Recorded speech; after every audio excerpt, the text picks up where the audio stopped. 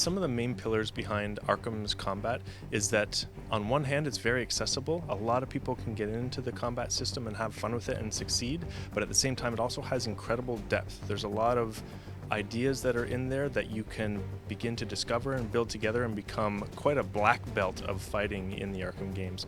And so what we wanted to do was to try to give players more access to that depth by trying to train them a little better throughout the game, through giving them feedback at the end of each fight, ramping up the Wayne Tech system a bit to give them more information about how to improve their Batman, as well as giving them opportunities to train in the Batcave. Basically, how the XP feedback and how the grading at the end of each fight works is that first it calculates the threat level, and the threat level can be from low to extreme. And this is based on the kind of enemies that were there, how many there were, whether they had weapons, things like this. And this is the XP pool that everyone will get. No, as long as you survive, you'll get this XP. But then there's also a grade, A, B, C, D, and if you're really good, you get an S. And this is all based on the variety of moves that you use. How much did you get hit, and this kind of stuff. Basically, all these skills that you can exhibit in a fight, and we grade you on that, and then we call it out at the end of each fight what you did, and this will give you bonus XP depending on how well you did. And we're hoping that this will teach players what good moves are in combat, as well as give them incentive to be always hunting down that A or that S, like wanting to do really well at the fights. And then when they want to do well, they can then go to Wayne Tech and find out the kind of stuff they can do, roll that back into the next fight, and continue from there.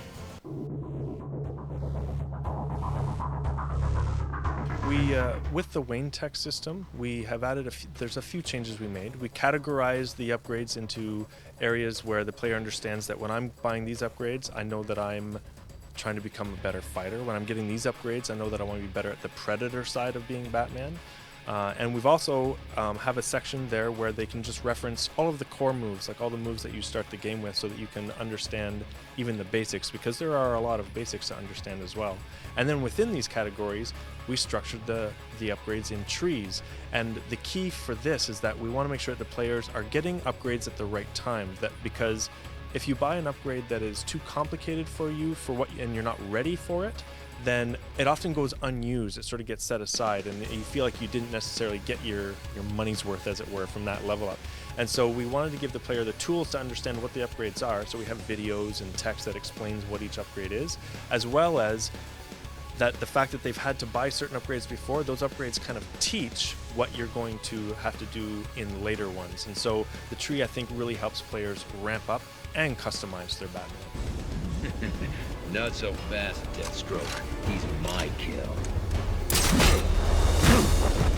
A very important part of any sort of teaching system is to have good tests. You basically need tests to really challenge someone who's trying to learn something, or they will let that learning go. Learning just becomes a passive opportunity, but it becomes a very active necessity if the tests are challenging. And so that was a big part of our philosophy with the fighting the assassins, with the boss fights, is that they had to be challenging, and they have to challenge a core skill, a skill that the players already had the opportunity to practice, not some new skill that they have to learn in the boss fight.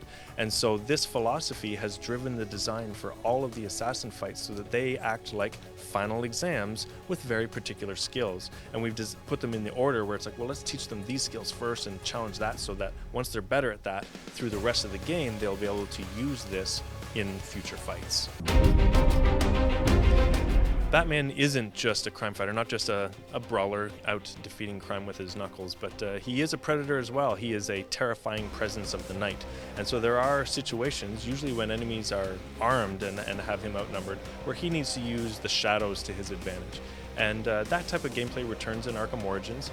And one of the things that we have brought into that pillar of the Arkham series are some of our new gadgets, such as the remote claw. We think this is a very cool gadget to give the player tactical opportunities in these kind of situations, where you can attach enemies to objects or objects to each other and have really good attack opportunities where you can knock guys to the ground and then jump down and pound on them, or pull another guy up to a gargoyle so that he's taken out, and then you can go focus on another group. And it's things like this, new tools that we've brought to Predator, that we think just make that an even richer tactical experience.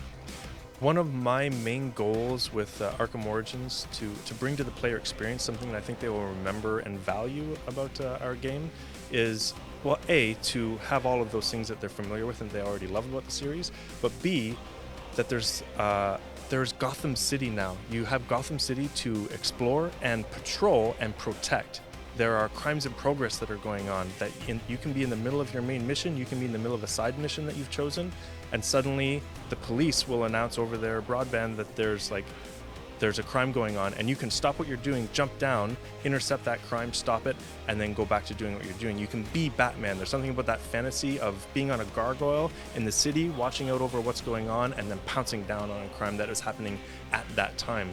And I think that's something new that really gives the player the option to I just feel like being Batman right now and seeing what I can do and explore the city. And so I'm excited for players to get their hands on that aspect of the game. Batman Arkham Origins will be coming out on October 25th on PS3, Xbox 360, Wii U, and PC.